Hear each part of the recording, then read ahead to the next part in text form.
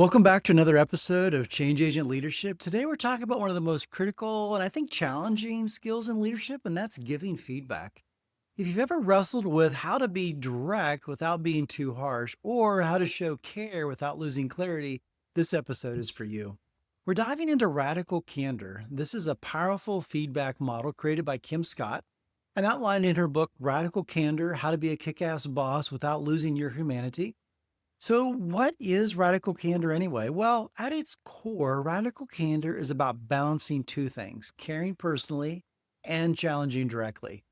Kim Scott teaches that the best leaders care deeply about the people they lead, and they're also willing to tell hard truths in order to help them grow. These aren't mutually exclusive. In fact, they must go together, Scott says. And when we do both, we earn the right to give feedback that helps people grow, and we build a culture where feedback isn't feared, but it's actually embraced. But radical candor is actually one of only four quadrants that she talks about in her book. And unfortunately, we've all landed in all four quadrants at different times. And you can guess that radical candor is where you want to end up. The other three are not very helpful. So we're going to cover all four today and then have some takeaways. So the first one is actually radical candor. This is where we want to go, and that's where we care personally and we challenge directly. This is really the sweet spot where you're giving honest, clear, compassionate feedback. You say what needs to be said, even when it's uncomfortable, but you do it from a place of care and respect. When these two dimensions come together, care personally and challenge directly, you create the kind of safety that allows people to flourish. Kim Scott reminds us that radical candor is not about sugarcoating something or about brutality. It's about being clear and kind. It's not radical candor just because you say, "Hey, I want to be radically candid with you right now." And if what comes out of your mouth is something like, "You're a liar, I don't trust you," that's not radical candor either, she would point out. That's just being a jerk. The key is genuine care and helpful challenge. So, what are some next steps? Well, one is using the SBI model that we've talked about before, which is state the situation, describe the behavior, and explain the impact to be specific and constructive. Two, follow up with support. How can I help with you improve in this area? Might be one question to ask. Three, give feedback in the moment when it's most helpful, not in the future when nobody can remember what it's about. So, an action item: think of one person on your team who's ready for growth. Deliver one piece of radical candor today. Be clear, be kind, and care enough to tell them the truth. The second area is obnoxious aggression. And this is where we actually challenge directly, but we don't care personally. This is blunt, harsh feedback without any empathy at all. It's brutal honesty, or what some people call front stabbing. You're telling the truth, but in a way that causes harm and damages trust. It might feel clear to you, but it lands as hurtful to the other person.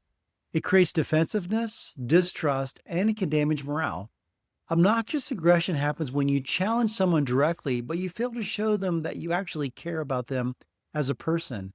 It often comes across as harsh criticism or hollow praise. It might feel like, "Hey, I'm just being honest here," but it leads to defensiveness and resistance. Kim Scott warns that many people confuse obnoxious aggression with radical candor, especially in fast paced work environments. But there's a big difference. Radical candor is rooted in care, obnoxious aggression is not. So, what are some next steps for this one? Well, one, check your tone and timing and ask, is now the right moment? And am I speaking with empathy? Second, clarify your intention.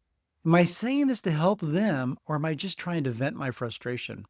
So, an action item: if you have given feedback that may have come across as sharp or impersonal, circle back, acknowledge it, something along the lines like, "Hey, I might have been too blunt earlier. Let me reframe that in a more helpful way." And then three, ruinous empathy.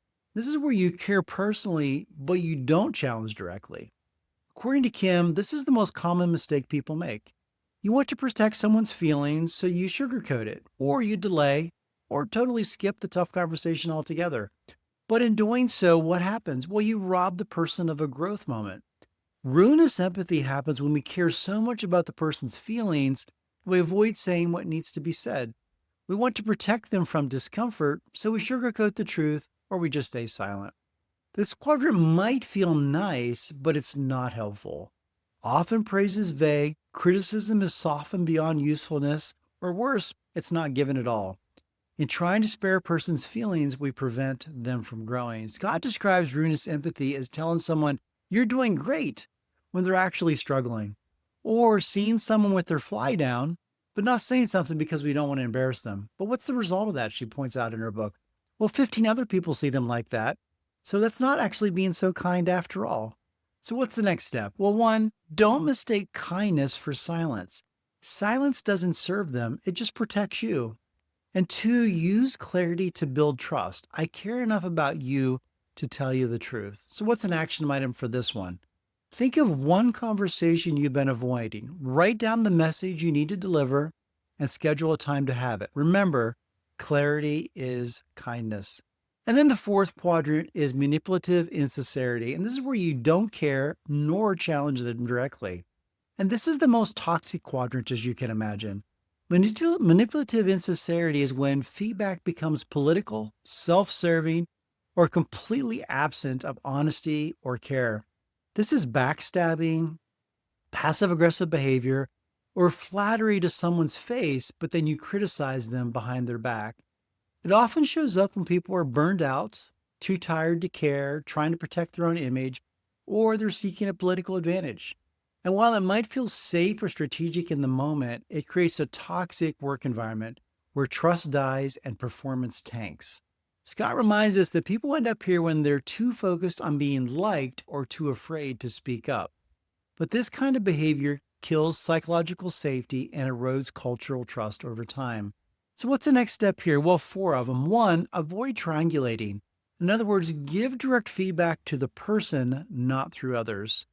Two, create a culture where feedback is normalized and gossip is not tolerated at all. Three, build self awareness. Ask, am I being real or am I just being polite? And four, create team norms around direct feedback, both giving and receiving of that feedback. An action item. If you've avoided giving honest feedback out of fear, practice a small step today. Ask someone, can I offer you a quick insight that I think will help you? Using the Radical Candor framework in real life, remember these quadrants are not labels for people, they're snapshots of behavior. We all fall into these quadrants at different times. The key here is to use it as a compass to move towards radical candor more consistently. So let me give you 4 practical ways to integrate radical candor into your life. 1, invest in relationships. Get to know your team as people, not just workers. 2, give feedback fast. Praise and correct in real time when the context is fresh. Don't serve it up just in reviews. 3, normalize feedback. Model it yourself. Ask, what's one thing I can do better? Show vulnerability and model growth. And then number 4, talk about growth. Have regular check-ins on both professional development and personal aspirations. Talk about the framework. Teach your team the model. Use it as a shared language. So here's a challenge for you this week. Find one team member or friend in your life that would benefit from a candid, caring conversation. Schedule the time. Prepare yourself by asking 2 questions. 1, what do they actually need to hear? And 2, how can I show I care while challenging them to grow? Try it. You might be surprised how trust deepens and results improve. If this episode added value to your life today, please hit like, subscribe, and drop a comment. I'd love to hear from you how you've seen radical candor lived out well. Maybe you haven't seen it lived out well, but how has it helped you improve as a leader and your team as well? If you're looking for a coach or want to join me in my Change Agent Leadership podcast as a client, to work through a goal or a challenge that you're facing, click on the link in the show notes. Until next time, I'm Jonathan Hankin, your Change Agent Coach. Keep questioning, keep growing, and keep leading change.